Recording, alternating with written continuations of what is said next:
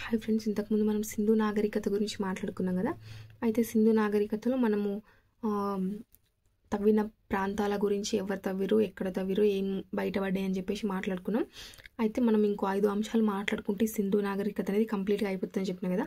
ఆ 5 అంశాలు వచ్చేసి మనకి వ్యవసాయం, ఆ సింధు ప్రజల కాలంలో వ్యవసాయం ఎలా చేసేవాళ్ళు, వ్యవసాయం ఎలా ఉండేది, ఇంకా వాళ్ళు వర్తకాన్ని ఎలా చేసేవాళ్ళు, వాళ్ళ సమాజం ఎలా ఉండేది, వాళ్ళ మతం అండ్ వాళ్ళ పట్టణీకరణ, ఇవి చూసుకుంటే మనకు సింధు నాగరికత అనేది కంప్లీట్గా అయిపోతుంది. అందులో మనం వాళ్ళ వ్యవసాయం చూసుకుంటే, వీళ్ళు వ్యవసాయం ఎప్పుడు చేసేవాళ్ళు అంటే రబీ సీజన్ అంటే అక్టోబర్, ఏప్రిల్ ఈ నెలల మధ్య కాలంలో వీళ్ళు వ్యవసాయం చేసేవాళ్ళు. వీళ్ళకి నీటిపారుదల సౌకర్యం లేదు కాబట్టి వీళ్ళు వర్షం మీదనే ఆధారపడేవాళ్ళు. సో వీళ్ళు ఈశాన్య ఋతుపవనాల మీద ఆధారపడి వ్యవసాయం చేసేవాళ్ళు. ఇక్కడ ప్రధాన పంట వచ్చేసి మనకి బార్లీ, గోధుమలు ఇవి పండించేవాళ్ళు. వాణిజ్య పంటలు వచ్చేసి పత్తి, రాగులు, సజ్జలు ఇవి వీళ్ళ వాణిజ్య పంటలు. వీళ్ళు వరి పండించేవాళ్ళు. ఇంతకుముందు చెప్పినా కదా మనకు రంగాపూర్లో, ఇంతకుముందు వీడియోలో మనకు రంగాపూర్లో మనకి వరి పొట్టు దొరికింది అని చెప్పేసి. సో వీళ్ళు వరి పండించింది వచ్చేసి మనకి లోథాల్, రంగాపూర్. లోథాల్ ఏంటి, మనకు ప్రధాన ఓడరేవు అనేసి మనం మాట్లాడుకున్నాం. వరి వచ్చేసి మనకు లోథాల్, రంగపూర్లో పండించారు. ఇంకా నీటిపారుదల సౌకర్యం వీళ్ళకి లేదు కాబట్టి వీళ్ళు ఈశాన్య ఋతుపవనాల మీద, వానల మీద ఆధారపడి పంటలు పండించేవాళ్ళు రబీ సీజన్లో. అయితే మనకి ఇంతకుముందు కాళీబంగన్ గురించి మాట్లాడుకున్నాం. మొట్టమొదటిసారి భూమి మీద నాణాలు మనకు కాళీబంగన్లో కనిపించినాయి. అయితే వీళ్ళు చెక్క నాగలితో ఈ వ్యవసాయం చేసేవాళ్ళు, భూమిని దున్నేవాళ్ళు అనమాట. ఇంకా పంట కోయడానికి రాతి కొడవళ్ళు, చెక్క నాగలతో భూమిని దున్నేవాళ్ళు, రాతి కొడవళ్ళు ఉపయోగించేవాళ్ళు పంట కోయడానికి. ఇంకా కోసిన వెంటనే వీళ్ళు ఎత్తైన ప్రదేశానికి తీసుకెళ్ళే వాళ్ళు, ఎందుకంటే వరదల నుంచి రక్షించుకోవడానికి. ఇంకా వీళ్ళకి తెలియని పంట చెరుకు అని ఆల్రెడీ మాట్లాడుకున్నాం. వీళ్ళకి గుర్రము, చెరుకు, ఇనుము అనేటివి తెలియదు. ఎవరికి అంటే సింధు ప్రజలకు అనమాట. ఇంకోటి వీళ్ళ వర్తకం చూసుకుంటే మనం, వీళ్ళు స్వదేశీ వర్తకానికి ఎక్క అనే ఎడ్ల బండ్లని ఉపయోగించేవాళ్ళు. స్వదేశీ వర్తకానికి ఎక్క అనే ఎడ్ల బండ్లను ఉపయోగించేవాళ్ళు. ఇంకోటి విదేశీ వర్తకానికి వచ్చేసి మనకి లోథాల్ అండ్ టైడల్ ఓడరేవు మీదుగా వీళ్ళు వర్తకం చేసేవాళ్ళు. ఆల్రెడీ చెప్పిన కదా, టైడల్ ఓడరేవు వచ్చేసి మనకు సహజ సిద్ధంగా ఏర్పడిన ఓడరేవు అనమాట. అయితే లోథాల్ ఓడరేవు నుంచి వీళ్ళు నౌకల ద్వారా వాణిజ్యాన్ని, పంటని, ఈ లోథాల్ నుంచి నౌకల ద్వారా పంటని ఎడెన్ అనే ప్రాంతానికి తరలించేవాళ్ళు. ఈ ఎడెన్ నుంచి ఆ పంట వచ్చేసి మనకి దిల్మన్, మక్రాన్, బక్రెయిన్ ఇలా వెళ్ళేవన్నమాట. ఇది కూడా ఇంపార్టెంట్. ఎడెన్ నుంచి ఏ ప్రాంతానికి తరలించాలంటే దిల్మన్, మక్రాన్, విదేశీ వర్తకం కోసం. అయితే ఈ దిల్మన్, మక్రాన్కి మనకు మెసొపొటేమియా వాళ్ళు వచ్చేవాళ్ళు. అక్కడ వస్తు మార్పిడి జరిగేది. వీళ్ళ దగ్గర ఉన్న వస్తువులు వాళ్ళు తీసుకునేవాళ్ళు, వాళ్ళ దగ్గర ఉన్న వస్తువును వీళ్ళు తీసుకునేవాళ్ళు. దాన్ని, ఆ వస్తు మార్పిడి విధానాన్ని మనం బార్టర్ అని చెప్పేసి అంటామన్నమాట. అయితే ఈ సింధు ప్రజలు ఎక్కువగా స్టోన్స్ని దిగుమతి చేసుకునేవాళ్ళు. ఈ మెసొపొటేమియా వాళ్ళ దగ్గర నుంచి సింధు ప్రజలు స్టోన్స్ని దిగుమతి చేసుకునేవాళ్ళు అనమాట. అయితే మెసొపొటేమియాకి సంబంధించి ఇరాన్, ఇరాక్ వాళ్ళు క్యూనిఫామ్ లిపి ఉండేది అనమాట. ఈ మెసొపొటేమియాలో క్యూనిఫామ్ లిపి ఉండేది. వ్యవసాయం, వర్తకం ఇవి రెండు చూసినాం కదా మనం. ఇప్పుడు సమాజం, సింధు ప్రజల కాలంలో సమాజం ఎలా ఉండేది. అయితే వీళ్ళు మాట్లాడుకున్నాం కదా, స్వదేశీ వర్తకానికి ఎక్క అనే ఎడ్ల బండ్లని ఉపయోగించేవాళ్ళు. విదేశీ వర్తకం కోసం లోథాల్ నుంచి నౌకల ద్వారా వాణిజ్యాన్ని మనకి ఎడెన్ అనే ప్రాంతానికి తరలించేవాళ్ళు. అక్కడ దిల్మన్, మక్రాన్కి వెళ్ళేది. అక్కడ మెసొపొటేమియా వాళ్ళు వచ్చి వీళ్ళ దగ్గర ఉన్నది తీసుకునేవాళ్ళు. వాళ్ళ దగ్గర ఉన్న స్టోన్స్ని వీటిని ఈ సింధు ప్రజలు తీసుకునేవాళ్ళు. సో అక్కడ వస్తు మార్పిడి జరిగేది, ఎక్స్చేంజ్ ప్రాసెస్ అనమాట. దాన్ని మనం బార్టర్ అంటాం. అయితే ఇక్కడ వీళ్ళు చేతి వృత్తులు, ఈ సింధు ప్రజల యొక్క చేతి వృత్తులు ఏంటంటే మనకి వీళ్ళు మిశ్రమ లోహాలు తయారు చేసేవాళ్ళు. ఈ సింధు ప్రజలు వచ్చేసి మనకి మిశ్రమ లోహాలు తయారు చేసేవాళ్ళు. రాగి ప్లస్ తగరం యూజ్ చేసి వీళ్ళు కంచుని తయారు చేసేవాళ్ళు. ఈ కంచులో రాగి ప్లస్ తగరం యూజ్ చేసి కంచుని తయారు చేసేవాళ్ళు కదా. ఈ కంచులో ఏంటంటే రాగి అనేది ఎక్కువ మోతాదులో ఉండేది అనమాట. వీళ్ళు తయారు చేసే మిశ్రమ లోహాల్లో రాగి అనేది అధికంగా ఉండేది అనమాట. ఇంకా వీళ్ళు కాల్చిన ఇటుకలు తయారు చేసేవాళ్ళు. పూసలు కూడా వీళ్ళు చేసేవాళ్ళు అనమాట. ఇది వీళ్ళ వర్తకానికి సంబంధించి. ఇవన్నిటిని వీళ్ళు ఎగుమతి చేసేవాళ్ళు, స్టోన్స్ని దిగుమతి చేసుకునేవాళ్ళు వీళ్ళ ముద్రికల కోసం అనమాట. ఇంకోటి వీళ్ళ కాలంలో సమాజం ఎలా ఉండేది అని మనం చూసుకుంటే, సింధు నాగరికతని వర్తకులు పాలించారని చెప్పేసి మనకి ఆర్ఎస్ శర్మ చెప్తాడు. ఇంపార్టెంట్.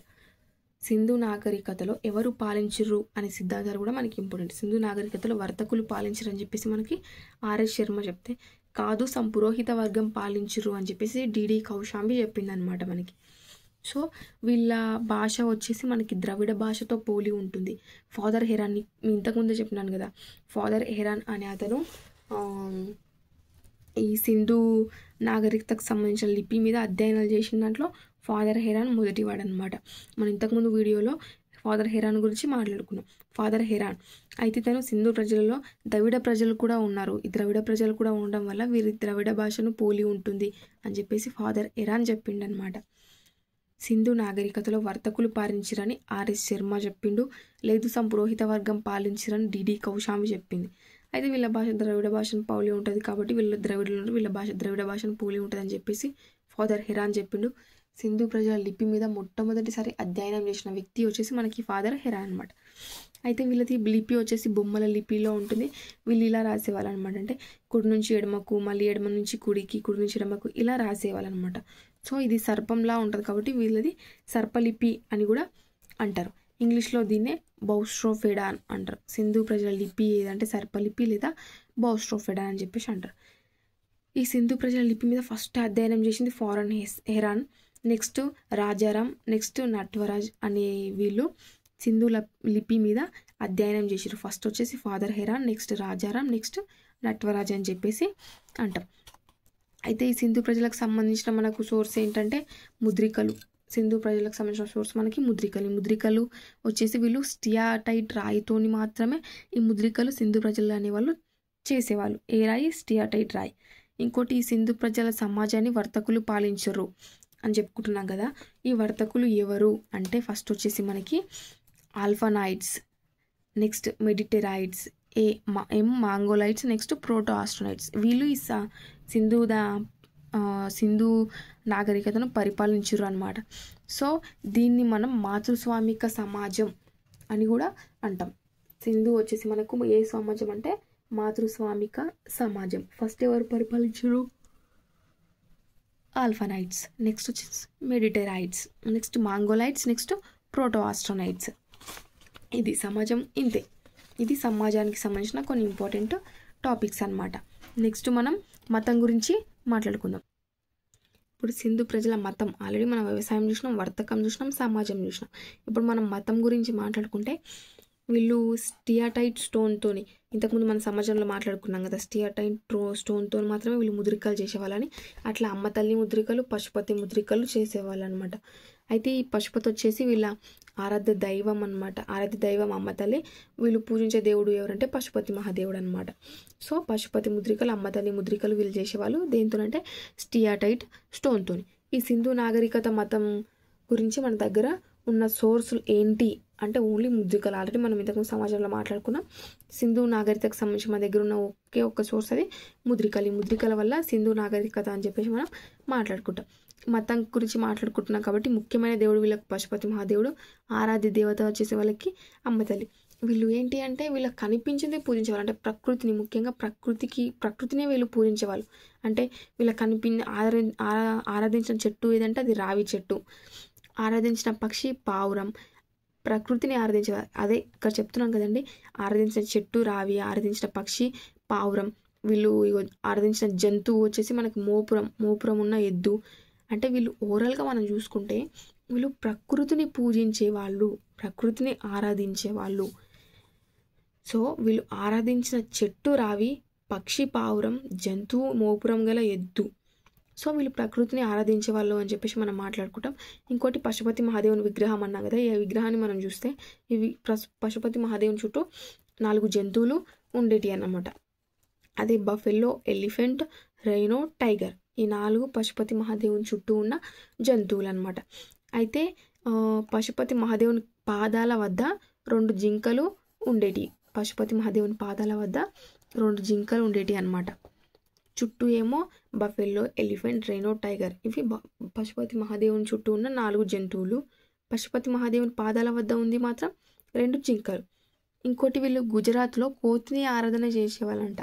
సో వీళ్ళకి చెప్తున్నాం కదా, ప్రకృతిని ఆరాధన చేసేవాళ్ళు. సో వీళ్ళు గుజరాత్లో కోతిని ఆరాధన చేసేవాళ్ళు. ఇంకా మహాస్నాన వాటిక మనకి ఎక్కడ దొరికింది? మోహన్జాదార్లో దొరికింది. ఇంతకుముందు వీడియోలో మనం మాట్లాడుకున్నాం. మహాస్నాన వాటిక మోహన్జాదార్ దొరికింది, చతురస్రాకారంలో ఉంది. ఇంకా మనం వీళ్ళ పట్టణీకరణ గురించి మాట్లాడుకుంటే వీళ్ళ పట్టణీకరణ ఎలా ఉండేది అని చెప్పేసి మనం మాట్లాడుకుంటే గ్రిడ్ సిస్టమ్ ఉపయోగించేవాళ్ళు. వీళ్ళు పట్టణీకరణలో గ్రిడ్ సిస్టమ్ ఉపయోగించేవాళ్ళు. ఇలా వాళ్ళ కోట నిర్మించుకునేవాళ్ళు. ఇలా కోట ఇది రక్షణ గోడ, మనకి చుట్టూ రక్షణ గోడ, ఎందుకంటే వరదల నుంచి కాపాడుకోవడానికి వీళ్ళు ప్రహరీ గోడ నిర్మించుకునేవాళ్ళు.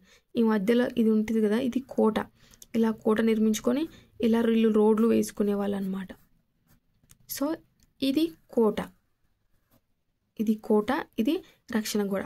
ఇక్కడ మధ్యలో వీళ్ళు ఇలా రోడ్లు వేసేవాళ్ళు కదా, ఇక్కడ మనకి గ్రీడ్గా కనిపిస్తున్నాయి చూసుకుంటారు, డబ్బలుగా. సో దీన్ని గ్రిడ్ సిస్టమ్ అని చెప్పేసి మనం అంటాం. ఇది ప్రజెంట్ ఇప్పుడు ఎక్కడ కనిపిస్తుంది ఈ గ్రిడ్ సిస్టమ్ అంటే మనకి చండీగఢ్లో కనిపిస్తుంది. వీళ్ళకి రాజవీధి అనేది తూర్పు వైపు ఉండేది. ఇవి వచ్చేసి మనకి ఇప్పుడు చండీగఢ్లో కనిపిస్తాయి. వీళ్ళది గ్రిడ్ సిస్టమ్, వీళ్ళ పట్టణీకరణలో గ్రిడ్ సిస్టమ్ ఉపయోగించేవారు అనమాట. అయితే వీళ్ళ గ్రిడ్ సిస్టమ్ అనేది సేమ్ లంకాషైర్ లాగా అనిపిస్తుంది అని చెప్పేసి మనకు సర్జన్ మార్షల్ అంటాడు. లంకాషైర్లో కనిపిస్తుంది అని చెప్పేసి ఈ సర్జన్ మార్షల్ అనేవాడు అంటాడు అనమాట. వీళ్ళ కోటని, ఈ లోపల ఉన్న కోటని వీళ్ళు సైటాడాల్ అని చెప్పేసి అనేవాళ్ళు. ఈ లోపల ఉన్న ఈ కోటని సైటాడాల్ అని అనేవాళ్ళు అనమాట. వీళ్ళ రాజవీధి తూర్పు వైపుకుంటే వీళ్ళు గ్రిడ్ సిస్టమ్ ఉపయోగించేవాళ్ళు. కోట చుట్టూ రక్షణ గోడ ఉండేది. అదే వరదల నుండి రక్షించుకోవడానికి రక్షణ కోట గోడ లేని ఏకైక ప్రాంతం మనకి ఏది అని చెప్పి మనం మాట్లాడుకున్నాం ఇంతకుముందు వీడియోలో. చెప్పండి అందరూ. రక్షణ గోడ కోట లేని ఏకైక పట్టణం చన్హుదారో. పట్టణీకరణలో మనం ఇప్పుడు చూసుకుంటే వీళ్ళది వచ్చేసి గ్రిడ్ సిస్టమ్ ఉపయోగించేవాళ్ళు. సో వీళ్ళు కాల్చిన ఇటుకలు యూజ్ చేసేవాళ్ళు. ఎట్లా యూజ్ చేసేవాళ్ళు అంటే ఇట్లా 2 ఇటుకల మీద ఒక ఇటుక, 2 ఇటుకల మీద ఒక ఇటుక పెట్టి వీళ్ళు షైన్ బాండింగ్ మెథడ్ని యూజ్ చేసేవాళ్ళు. కోట నిర్మించడానికి షైన్ బాండింగ్ మెథడ్ని యూజ్ చేసేవాళ్ళు. కాల్చిన ఇటుకలతో 2 ఇటుకల మీద ఒక ఇటుక పెట్టి వీళ్ళు షైన్ బాండింగ్ మెథడ్ని యూజ్ చేసేవాళ్ళు వీళ్ళ పట్టణీకరణలో. ఇంకా వీళ్ళు డ్రైనేజ్ సిస్టంలో ప్రముఖులు. ప్రతి ఇంటికి ఒక బాత్రూమ్, ప్రతి ఇంటికి ఒక బావి ఉండేది మొహంజదార్లో. సో వీళ్ళ డ్రైనేజ్ సిస్టంలో ప్రముఖులు అనమాట. చాలా బాగా డ్రైనేజ్ సిస్టమ్, ఇళ్ళకి దూరంగా కింద భూగర్భ జలాల డ్రైనేజ్ సిస్టమ్ వీళ్ళు వేసారు అనమాట. అయితే ఇప్పుడు మొహంజదార్లో మనకు ప్రతి ఇంటికి ఒక బావి, ఒక బాత్రూమ్ ఖచ్చితంగా ఉండేటి అనమాట వీళ్ళ పట్టణీకరణలో. ఇంకా సింధు ప్రజలు వచ్చేసి మనకి రాజస్థాన్ క్రాంతి గనుల నుండి 4 రాళ్ళను దిగుమతి చేసుకున్నారు. ఇక్కడ నుంచి రాజస్థాన్ క్రాంతి గనుల నుండి 4 రాళ్లను వీళ్ళు దిగుమతి చేసుకున్నారు. సింధు ప్రజలు వచ్చేసి మనకి రాజస్థాన్ క్రాంతి గనుల నుంచి 4 రాళ్లను దిగుమతి చేసుకున్నారు. అవే లాపీజ్, లాలూజీ, టర్వాయిస్, జేడ్ అనమాట. లాపీజ్, లాలూజీ, టర్వాయిస్, జేడ్ అనే 4 రాళ్లను వీళ్ళు రాజస్థాన్లోని క్రాంతి గనుల నుండి దిగుమతి చేసుకోరు. ఇంకోటి సింధు ప్రజలకు తెలియని మనం ఏమని మాట్లాడుకున్నాం, చెరుకు అనే పంట, గుర్రం, ఇనుము సింధు ప్రజలకు తెలియనివి అనమాట. ఇంకోటి మనకు ఆసియాలోనే అతి పెద్ద తొలి నాగరికత ఏది అంటే మనం ఈ సింధు నాగరికతనే చెప్పుకుంటాం అన్నమాట. అయితే వ్యవసాయానికి సంబంధించిన తొలి ఆధారాలు మోహర్గఢ్, కొల్దివాంలో మనకి బయటపడ్డాయి. ఈ వ్యవసాయానికి సంబంధించిన తొలి ఆధారాలు మోహర్గఢ్, కొల్దివాంలో బయటపడ్డాయి. ఇది వీళ్ళ పట్టణీకరణ. వీళ్ళు గ్రిడ్ సిస్టమ్ యూజ్ చేసేవాళ్ళు, మధ్యలో కోట కట్టేవాళ్ళు, ఆ కోటని సైటాడాల్ అనేవాళ్ళు అనమాట. వీళ్ళ రాజవీధి తూర్పు వైపుకు ఉండేది. వీళ్ళ గ్రిడ్ సిస్టమ్ వచ్చేసి ప్రజెంట్ మనకు చండీగఢ్లో కనిపిస్తుంది. వీళ్ళు షైన్ బాండింగ్ మెథడ్ని గోడల నిర్మించడంలో యూజ్ చేసేవాళ్ళు. కాల్చిన ఇటుకలు, 2 ఇటుకల మీద ఒక ఇటుకని పెట్టడం షైన్ బాండింగ్ మెథడ్ అంటారు అనమాట. వీళ్ళు పట్టణీకరణలో వీళ్ళు దాన్ని ఉపయోగించేవాళ్ళు. కోట చుట్టూ ప్రహరీ గోడ కట్టేవాళ్ళు వరదల నుంచి కాపాడుకోవడానికి. మొహంజదార్లో ప్రతి ఇంటికి ఒక బావి, ఒక బాత్రూమ్ ఉండేది. వీళ్ళు భూగర్భ డ్రైనేజ్ సిస్టమ్ ఉంటుంది కదా, అందులో వీళ్ళు ప్రముఖులు అనమాట. సో వీళ్ళు రాజస్థాన్లోని క్రాంతి గనుల నుంచి 4 రాళ్ళను దిగుమతి చేసుకున్నారు. అవే లాపీజ్, లాలూజీ, టర్వాయిస్, జేడ్ అనమాట. సింధు ప్రజలకు తెలివని వచ్చేసి మనకి చెరుకు, గుర్రం, ఇనుము. ఆసియాలోనే అతిపెద్ద తొలి నాగరికత మన సింధు నాగరికత అని చెప్పేసి మాట్లాడుకుంటాం. వ్యవసాయానికి సంబంధించిన తొలి ఆధారాలు మనకు మోహర్గఢ్, కొల్దివాంలో బయటపడ్డాయి. నెక్స్ట్ మిగిలిపోయిన కొన్ని ఇంపార్టెంట్ టాపిక్స్ అంటే వీళ్ళ పతనం ఎలా జరిగింది అని చెప్పేసి ఎవరెవరు ఏమన్నారో ఒక 10 పాయింట్స్ ఉంటాయి. అవి చూసుకుంటే సింధు నాగరికత మనకి కంప్లీట్గా అయిపోతుంది. సింధు నాగరికతకు సమకాలీన నాగరికతలు అంటే సింధు నాగరికత ఉన్న కాలంలో ఉన్న నాగరికతలు ఏవి అంటే మెసొపొటేమియా నాగరికత. ఆల్రెడీ మనం మాట్లాడుకున్నాం ఇంతకుముందు. వీళ్ళు లోథాల్ నుంచి ఏడెన్ అనే ప్రాంతానికి తరలించేవారు. ఏడెన్ నుంచి మకరాన్, దిల్మాన్ అనే అక్కడికి వీళ్ళు పంటను తరలించేవాళ్ళు. అక్కడ మెసొపొటేమియా వాళ్ళు వచ్చి తీసుకునే వాళ్ళు, అక్కడ వస్తు మార్పిడి జరిగేది, దాన్ని బార్టర్ అని చెప్పేసి మనం మాట్లాడుకున్నాం. సో మెసొపొటేమియా నాగరికత ఇది ఇరాక్ సంబంధించింది ఉంటుంది. టైగ్రిస్ అండ్ యూఫ్రటీస్ నది మధ్య ప్రాంతంలో ఇది ఉంటుంది అనమాట. ఈ నాగరికత వచ్చి మనకి టైగ్రిస్ అండ్ యూఫ్రటీస్ నది మధ్యలో ఈ నాగరికత అనేది మనకు బయటపడదు. నెక్స్ట్ వచ్చేసి మనకి చైనా నాగరికత హోయాంగో నది లోయలో ఉంటుంది. ఈ చైనా నాగరికత వచ్చేసి హోయాంగో నది లోయలో ఉంటుంది. ఈ రివర్నే ఎల్లో రివర్ లేదా చైనా దుఃఖదాయని అని చెప్పేసి మనం మాట్లాడుకుంటాం. ఎల్లో రివర్ లేదా చైనా దుఃఖదాయని అని చెప్పేసి మనం పిలుస్తాం. నెక్స్ట్ లాస్ట్ వన్ వచ్చేసి మనకి ఈజిప్ట్ నాగరికత. ఇది ఆఫ్రికాలో ఉంటుంది. ఈజిప్ట్ దేశం నైలు నది లోయలో మనకి నాగరికత అనేది బయటపడ్డాయి. నెక్స్ట్ కొన్ని ఇంపార్టెంట్ టాపిక్స్ అని చెప్పిన కదా, అవి మనం చూసుకుంటే ఏ ఘోష్ అనే అతను మనకి ఒక దగ్గర తవ్వకాలు జరిపింది. దేంట్లో? సో ఒకసారి మీరు ఆ ప్రాంతాలు కూడా చూసుకోండి. ఏ ఘోష్ అనేవాడు కాలిబంగన్ నుండి సింధు నాగరికత డెవలప్ అయిందని చెప్పేసి మనకి అన్నాడు అనమాట. సో కాలిబంగన్ నుండే ఈ సింధు నాగరికత అనేది డెవలప్ అయింది అని చెప్పేసి మనకి ఏ ఘోష్ అన్నారు. అయితే మార్టిమర్ విల్లర్, ఈ మార్టిమర్ విల్లర్ మనకు ఫస్ట్ క్లాస్లో చెప్పుకున్నాం. ఏమని? మనం దొరికిన పుర్రెల మీద ఎముకల మీద పరిశోధనలు చేసిన వ్యక్తి మార్టిమర్ విల్లర్ అనమాట. సో ఈ మార్టిమర్ విల్లర్ ఏమన్నారు? సుమేరియా మెసపోటోమియా నుండి వచ్చిర్రు ఈ సింధు ప్రజలు అని చెప్పేసి మార్టిమర్ విల్లర్ అన్నారు. ఏ ఘోష్ ఏమో కాలిబంగన్ నుండి ఈ సింధు నాగరికత డెవలప్ అయింది అన్నాడు. మార్టిమర్ విల్లర్ వచ్చేసి మనకు సుమేరియా మెసపోటోమియా నుండి వచ్చిర్రు అని చెప్పేసి అన్నాడు. అయితే సింధు నాగరికత పతనం వరదల వల్ల అయ్యింది అని చెప్పేసి జేఎఫ్ డేల్స్ అన్నాడు.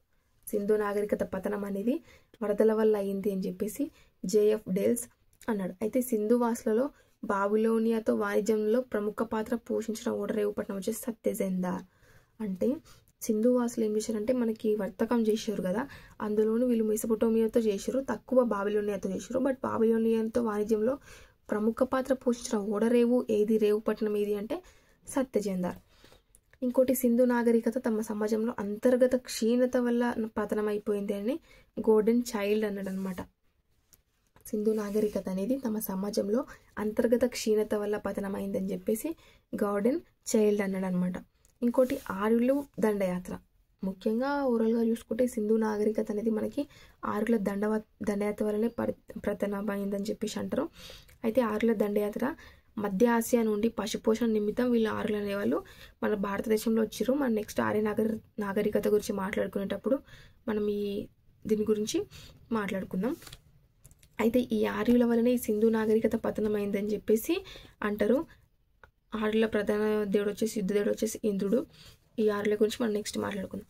అయితే ఈ భారతదేశ నాగరికత ఆవిర్భావం అను గ్రంథాన్ని రచించిన వాడు ఆల్బిన్ అండ్ రేమండ్స్. భారతదేశ నాగరికత ఆవిర్భావం అను గ్రంథాన్ని రచించిన వారు ఆల్బిన్ అండ్ రేమండ్స్ అనమాట. ఇది సింధు నాగరికతకు సంబంధించింది. అండ్ ఇంకో విషయం ఏంటంటే ప్లీజ్ సబ్స్క్రైబ్ చేసుకోండి. ఎందుకంటే నేను ప్రతి పాయింట్ సెర్చ్ చేసి ఏ పాయింట్ మిస్ కాకుండా రాసుకొని మరి నేను మీకు చెప్పాల్సి ఉంటుంది. సో నా ఎఫర్ట్కి కూడా మీరు కొంచెం చూపించండి. ప్లీజ్ సబ్స్క్రైబ్ చేసుకోండి. ఇంకేదైనా డౌట్స్ ఉంటే కామెంట్ సెక్షన్లో అడగండి. నేను చెప్పేటప్పుడు ఏదైనా వర్డ్స్ పలకడానికి కొంచెం ఇబ్బంది పడితే దానికోసం ప్లీజ్ పట్టించుకోకండి. And thank you for watching. Bye bye guys.